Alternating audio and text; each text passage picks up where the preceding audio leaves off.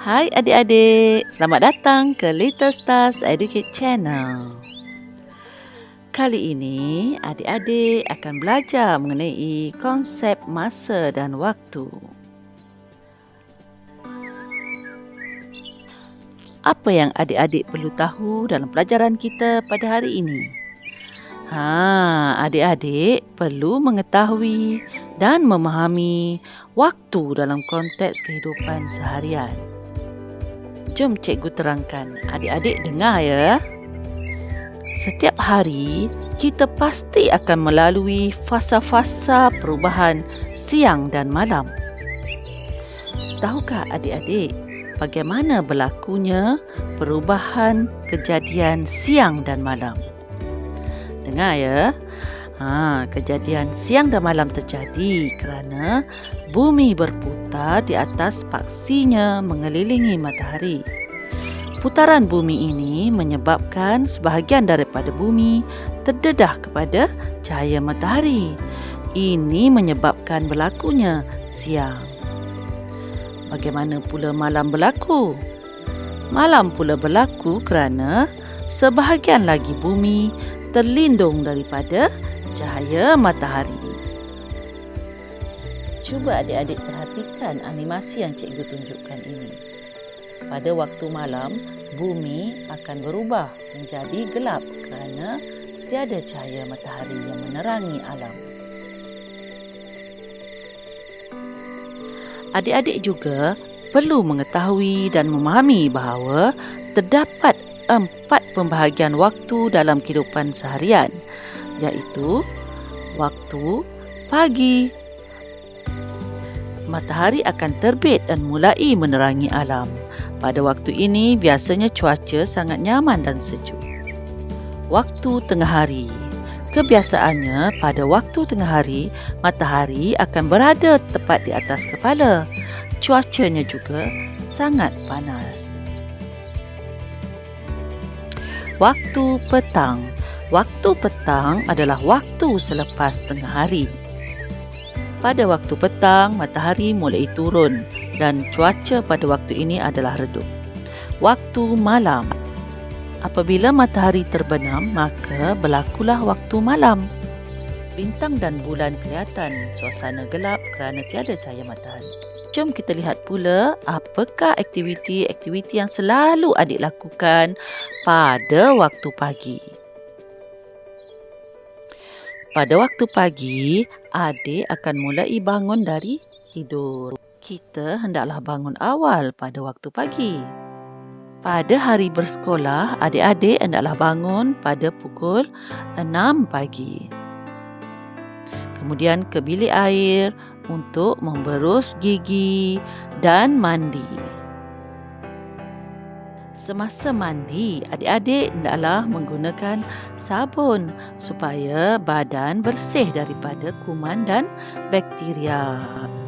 Setelah selesai mandi, adik-adik perlu mengelap badan dengan tuala yang bersih. Kemudian, adik-adik bersiap sedia untuk ke sekolah dengan memakai pakaian yang kemas dan bersih.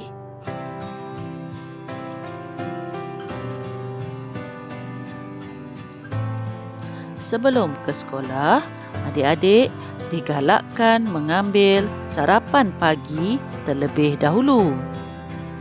Sarapan pagi dapat membekalkan tenaga kepada adik-adik sepanjang masa berada di sekolah. Ia sangat penting bagi memastikan adik-adik tidak mudah mengantuk dan hilang fokus masa belajar. Oleh kerana itu, setiap kanak-kanak sangat perlu mengambil sarapan pagi sebelum ke sekolah.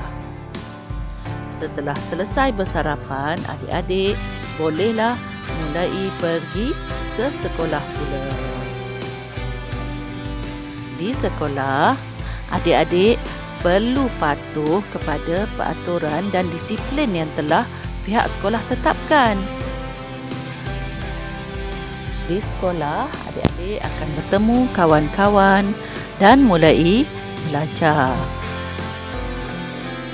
Adik-adik dinasihatkan dipastikan supaya mendengar arahan dan nasihat daripada guru. Jom kita lihat apakah aktiviti-aktiviti yang selalunya diadakan di sekolah. Ada aktiviti menulis, ada aktiviti melukis, aktiviti mewarna, aktiviti membaca dan lain-lain aktiviti yang menarik di sekolah.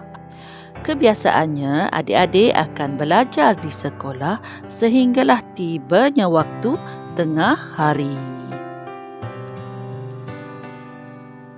Apakah aktiviti-aktiviti yang biasanya dilakukan pada waktu tengah hari? Jom kita tengok. Pada waktu tengah hari, adik-adik akan mula bergerak balik ke rumah masing-masing. Di rumah, adik-adik akan makan tengah hari dan mengulang kaji pelajaran. Apakah aktiviti-aktiviti yang biasanya dilakukan pada waktu petang? Oleh kerana cuaca yang redup pada waktu petang, kebiasaannya adik-adik akan mengisi masa lapang dengan beriadah.